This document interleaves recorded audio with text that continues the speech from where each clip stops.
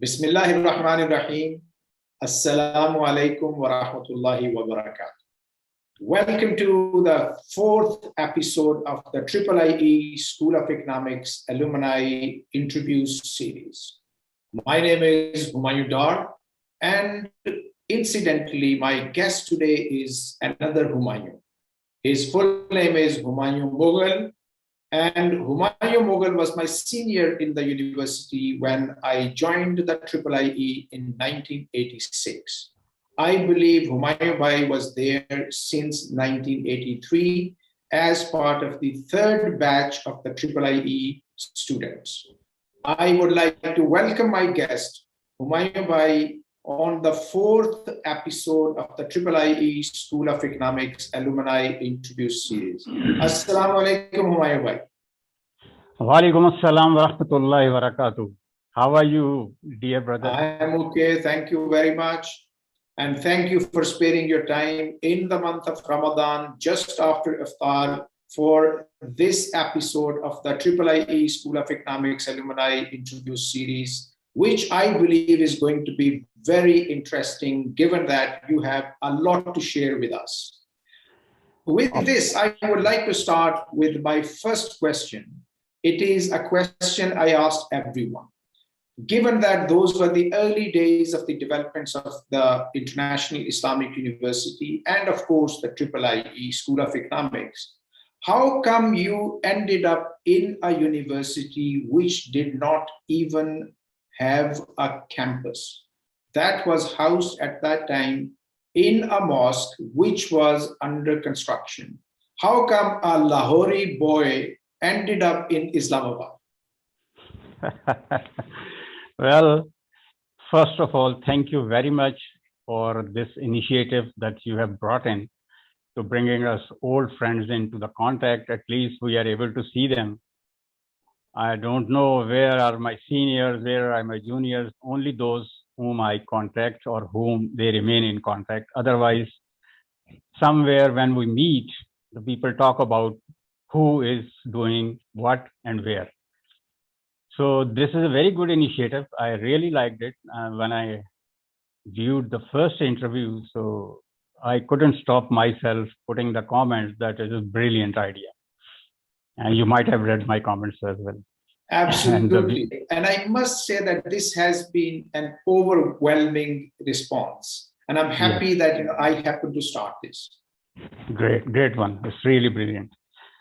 So the question was, how did I come to this place that really changed my life, which I earlier thought of that how I should be perceiving in my future, but all of a sudden there was an abrupt turn and I just got along with this turn. After doing my pre-engineering group, FSC, so I have applied for the admission in different universities. So my marks was not at that level that I might have dropped in UET or UET Texla, Lahore or closer university, but my merit came into the Mirpur Engineering University, it's close to Nawab Shah Sindh. Right. So I've applied. Meanwhile, there was a lot of political struggle going on between the student unions in Sindh, and ultimately, there was a big fight there and some students died and the university was closed. So I was just waiting for the next 3-4 months because they announced the university will remain closed for the next 4 months. So my uncle, who was attached to the journalism, he had been living in Islamabad since then. So once we met in a marriage ceremony in Lahore, he initiated the idea that a university under the presidential order is going to be started in Islamabad, and that would be the international university. So if you are waiting for your admission turn, so it's better to apply here. And if you continue with this, so you may get along. Otherwise, when the admission comes, you may leave the university. So I decided to apply. So I came to Islamabad, applied, and went back. So ultimately, the interview call letter arrived. I came to Islamabad. When I gathered the place where the interviews were being taken, so I saw my here and there, so a lot of bearded persons and a lot of people wearing this softy type shoes, and they were waiting for the interviews. And I was looking at, really, I was at the right place. You can understand a collegiate students with the pre-engineering group in coming from the comprehensive school systems. They have their own minds and own kind of dressing and own kinds of funs they had enjoyed then.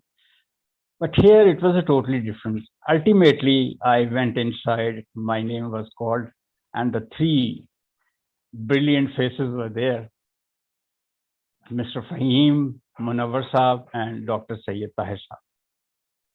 And they started asking me questions. Why are you here? So Tahir Saab said, are you here for fun or are you here for continue? So I said, well, it depends. So far, I haven't decided. So he said, what is inside? I said, the inside is that I would like to spend some time here till the time I get my admission in university. And then if I feel interested, then I would stay here. I would change my course. Otherwise, I would go back my old, previously well thought of line of my career.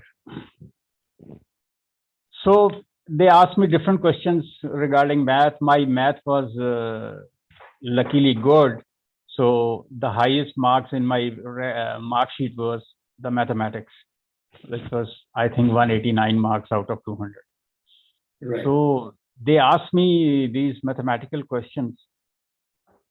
And suddenly Fahim Saab asked, I can read you, you don't seem to be interested in continue with the economics. Have you heard economics? I said, I heard economics, but never studied it. I said, then how can you get along? I said, well, it's always a first day for everything. If I find it interested, it depends on the teacher. If they really thought that this institute, which is a new, if they wanted their students to make a professional out of this subject, so they would put their efforts, they would bring the students into it. So student would forced to be here. After such having talking, so we came back and then my name was in. So I started the classes, the same old attitude. I was a day scholar. I decided to stay at my uncle's house. I wouldn't mind if I get the admission in hostel, but my first choice was to stay at home. So I started as a day scholar. First term was totally day scholar. In this first term, I thought many times, yeah, where did I end up? This was not in my career's path where the no particular building. Whenever we come to the institute or come to the university, behind the scene, a lot of construction work is going on, no transport coming to in. So there was a lot of walking from Faisal Chowk to mosque. So it was all difficulties. So anyway, I decided to just stay for the first term to take the taste of the how it get along. So I was very lucky that I found colleagues of my like-minded. You heard that the birds of same fleet fly together. So we normally found the people around us, like-minded people. Right. So I met Asad Iqbal, I met Talat Hussain. They were also day scholars. So we started. We saw a very famous Arabic teacher, Mr. Ghazali, in front of us, who used to take classes on the TV, and we normally saw him on the TV. So it was very interesting to watch him teaching us. So after the first term, the environment was good because my seniors was really good. They normally asked us, यार तुम्हारे जैसे लोग institute में क्यों नहीं आते?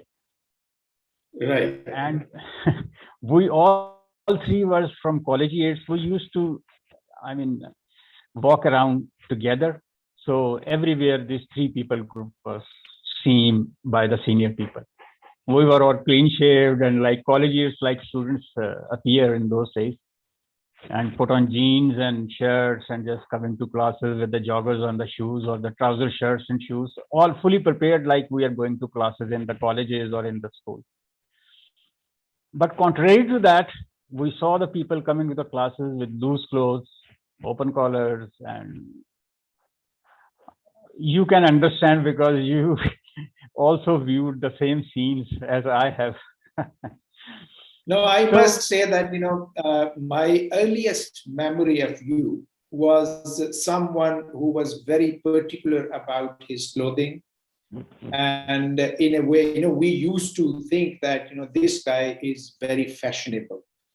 So you were fashionable in an environment where a lot of people, they would come unprepared, right? Yes. And so in this respect, you stood out with quite a few. There were not very many, but I must say that you were one of those who were very particular about dressing up and your appearance. Okay, and mashallah, you have kept this thing up until now. Thank you. I would like to actually, after this question, I would like to ask you another question, which is regarding your life after you left the university. So since you left the university, what have you been doing? If you could tell us rather briefly, please.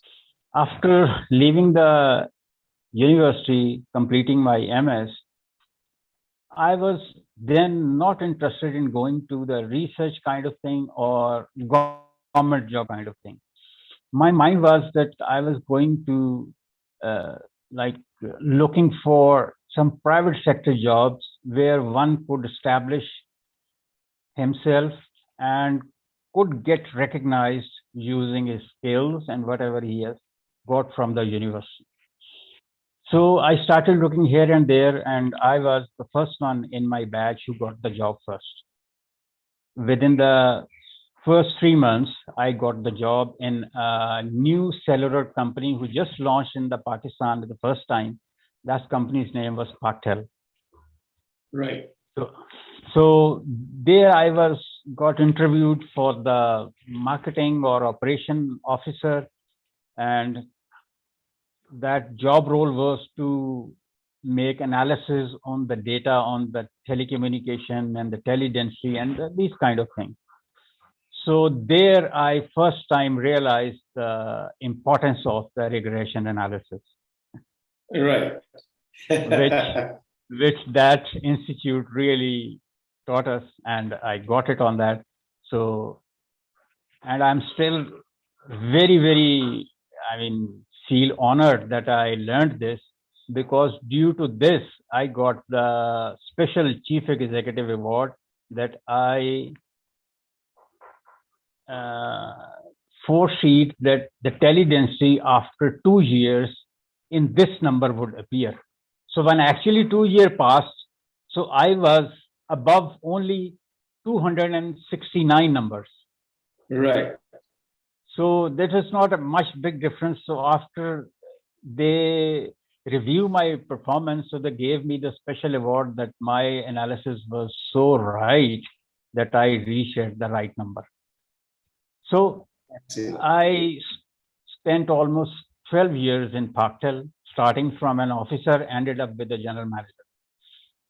And then I moved on to PTCL, where there I remained for 5 years as a general manager commercial. I and my team launched the V phone. You might have heard in the PTCL launched a V phone, wireless phone.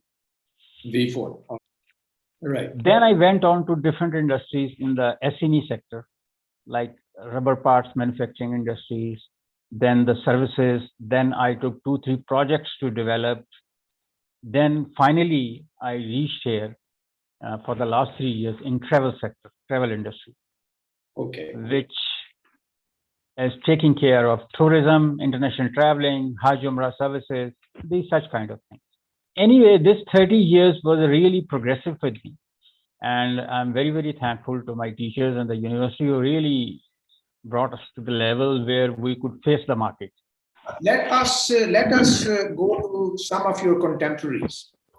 So you started as a day scholar. Then when I went there, you were actually already in the hostels. Yes, in the second term. You were in hostel number 2. Okay. Yes. So Hostel number, no. My first was hostel 1, Dar es Sada. All right. Okay. When I got my admission, so Baloch Sahib was there, and my uncle asked somebody in the university to arrange a seat for him. So that man sent me to Baloch Sahib. Baloch Sahib interviewed me and asked me, okay, tum mere hostel mein aa jao. So Dar es Sada mein, he used to live in Dar es Sada. So he spared a bed for me in my senior's room. My senior was Mr. Abdul Hamid Qasim. He was the senior most student of economics. So I was a roommate of him. So I stayed Dar es Sada. Then, the collegiate or my kind of,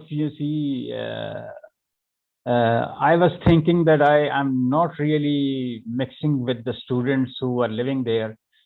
So I preferred to get on moving to the number of other hostels. University was expanding, students were coming in, so university were taking hostel. So I went to first F7 hostel, seat 17.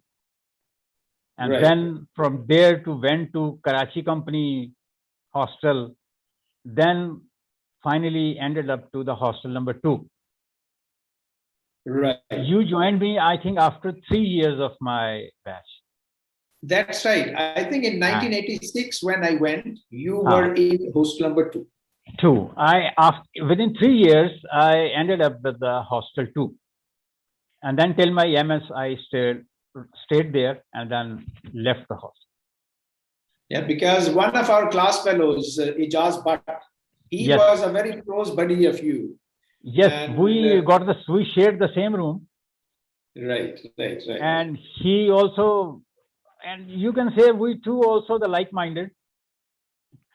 He was also the naughty one, so I liked his nature. So I asked him to join me a room. We were applying for a room. He said, okay, no problem. So we stayed there for, I think we spent 2 years in the same room.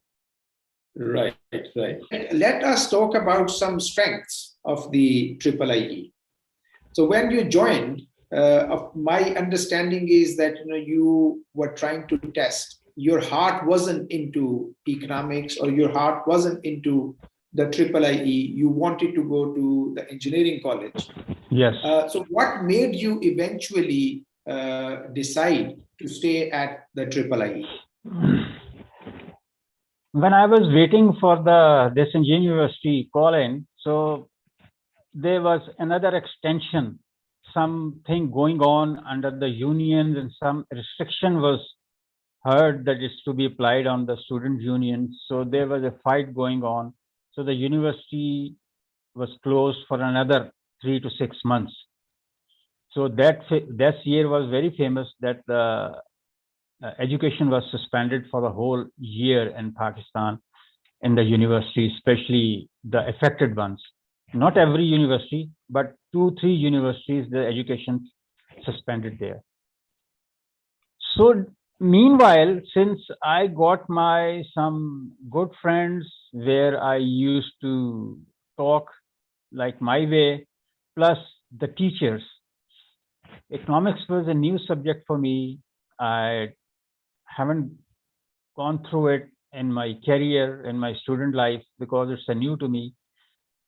Just because of new, my background was, since I was coming from the comprehensive school system, the English was good, and math and these normal subjects, which is considered to be the physics, chemistry, was good. So when I was tested in the first term, so first term results said that I was among the first 3 students. Right. And the second term, when I came into the hostel, I was again appeared to be in the first three students. Right. So what happened after the completion of 1 year, I got the scholarship of the next year, Right. which was at that time 1,000 rupee cash for the first three students. Yes, So, yes, I remember. Yeah. you remember. All right. So there were two, three reasons. One reason was this, honestly speaking.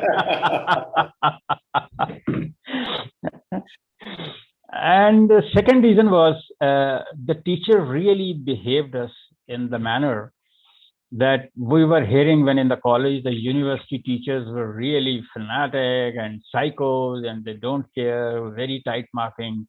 You have to put your efforts to learn out of them. They are not really there to tell you. So you need to get out of them. But here they are throwing it to us and we were not enough to get them. We were not enough, not at the level to grab them.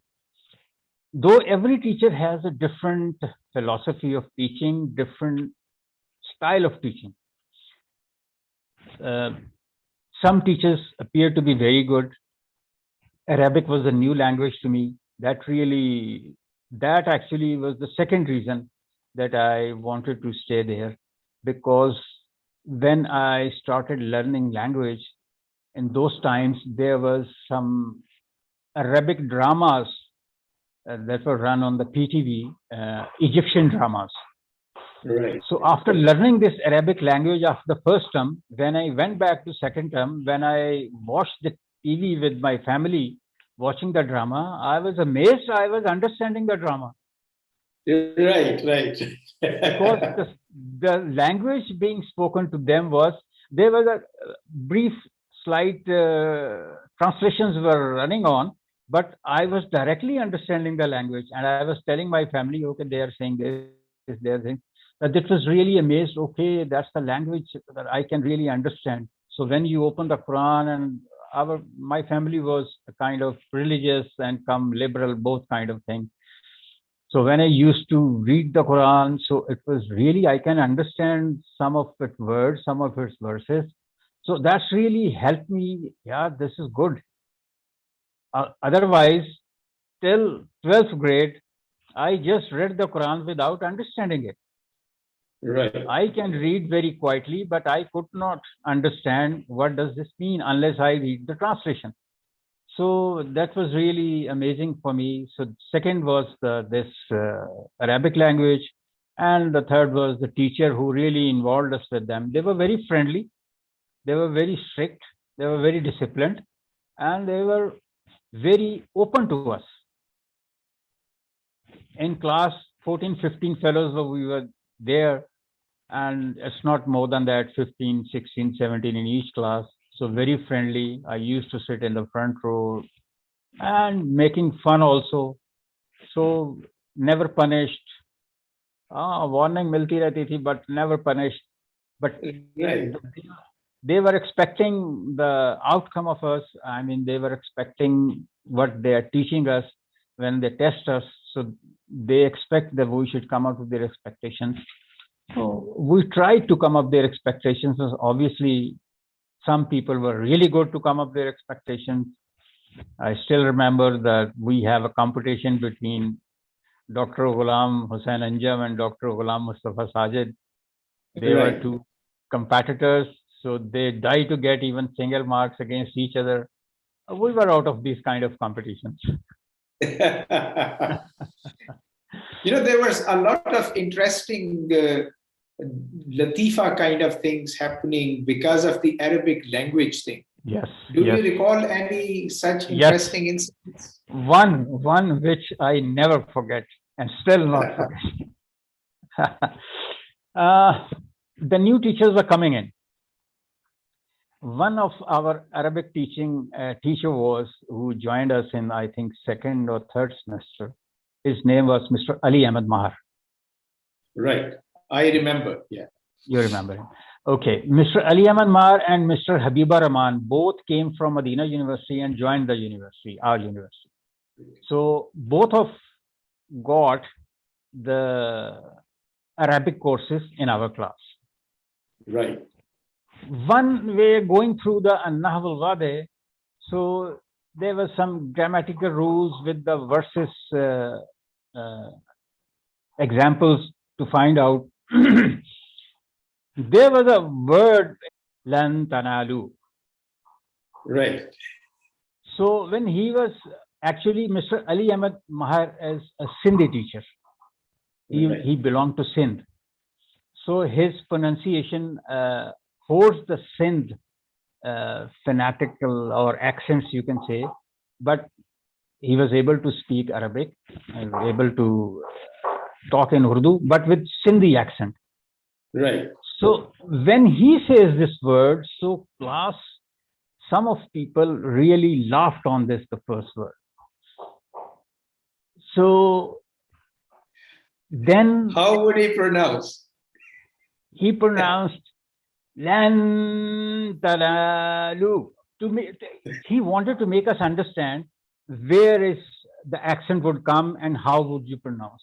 But you know, yes, we are very unlucky that the Punjabi language is really creepy language in our minds. So this third words just detracted us.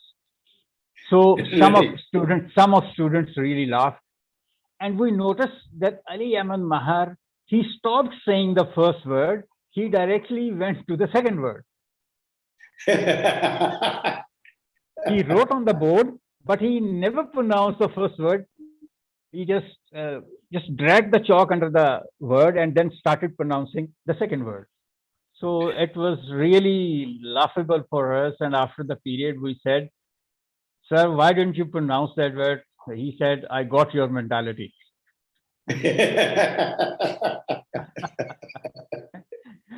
Right.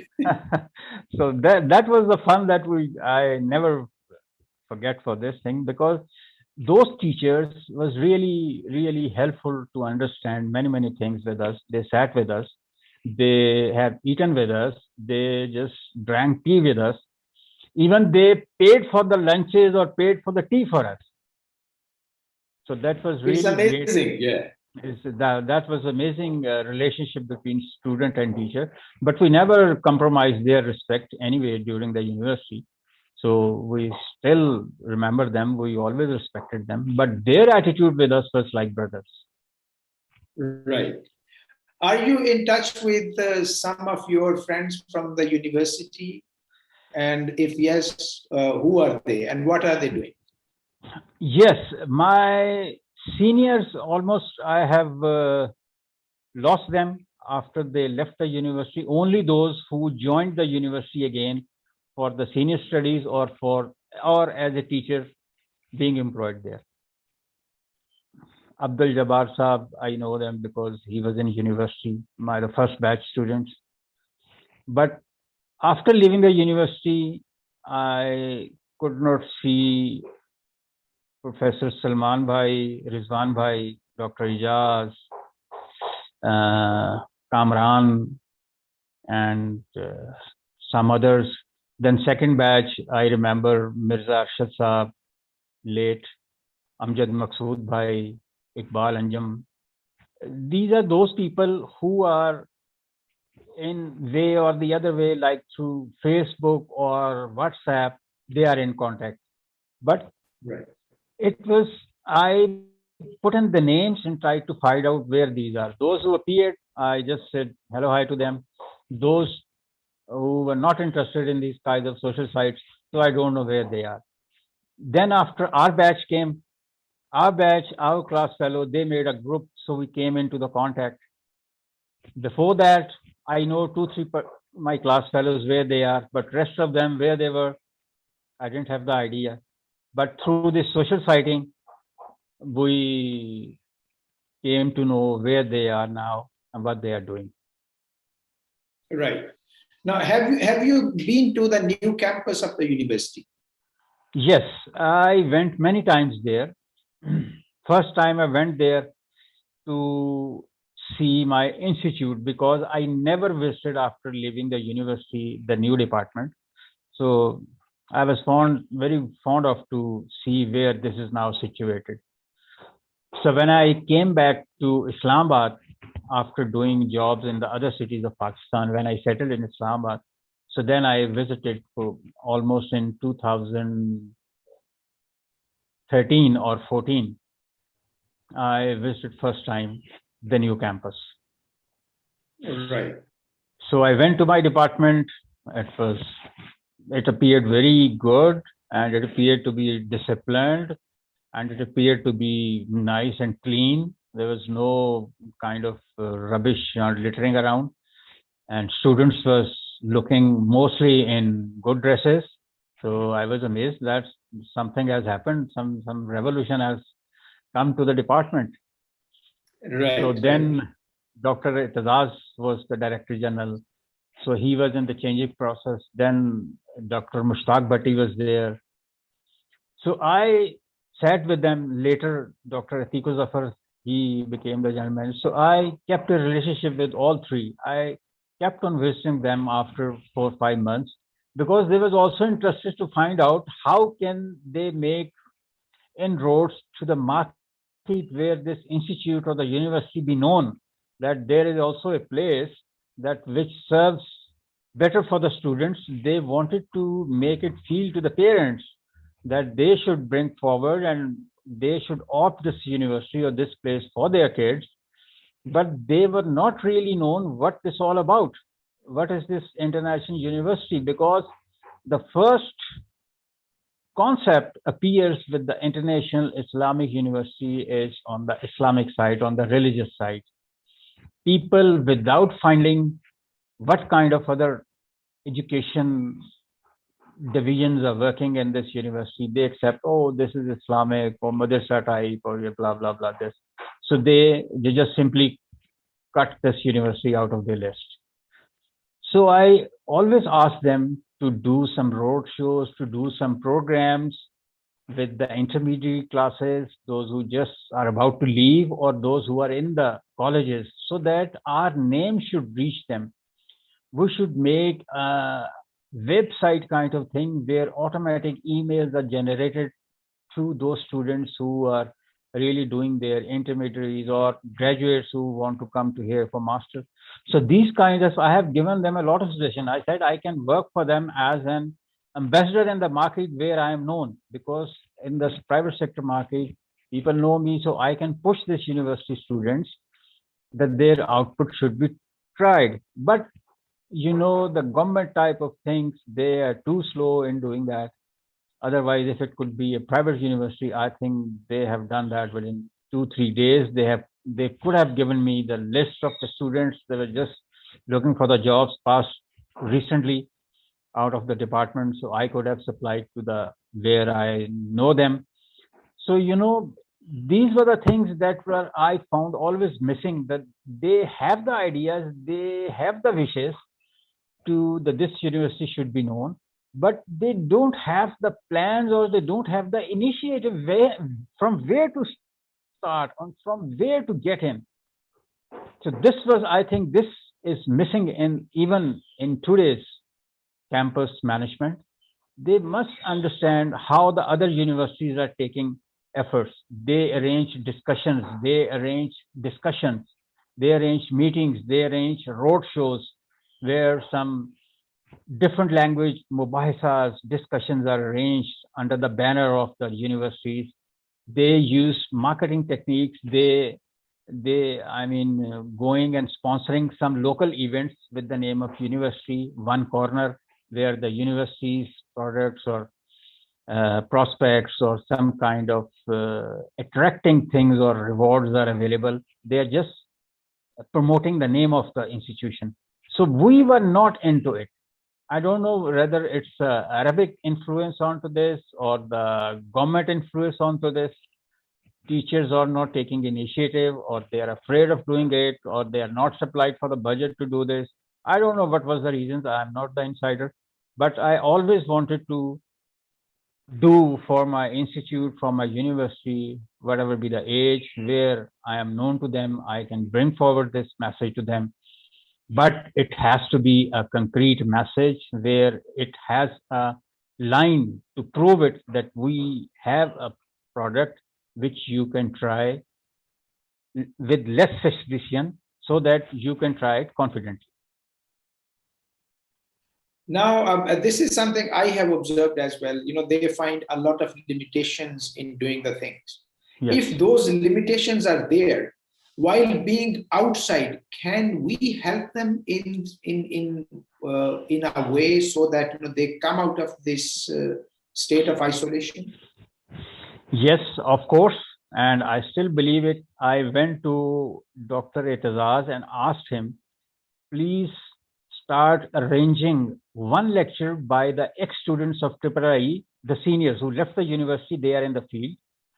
Call them one by one lecture to your last semester students who are about to leave the university. And ask them what are they advising the newcomers, how they should get ready to come into the field, what they should know in terms of management, in terms of their skills, in terms of their abilities, what kind of knowledge they need to come. Because in our general structure, the interview, selection, test, these are the government-like kind of things. But in the private sector, when you tell them that you hold this degree, they simply believe it. They don't test you that you really done well in MS or graduation. And so they're not concerned. They just want to give you a test where they test you, your personal abilities and skill based on your knowledge you have gained.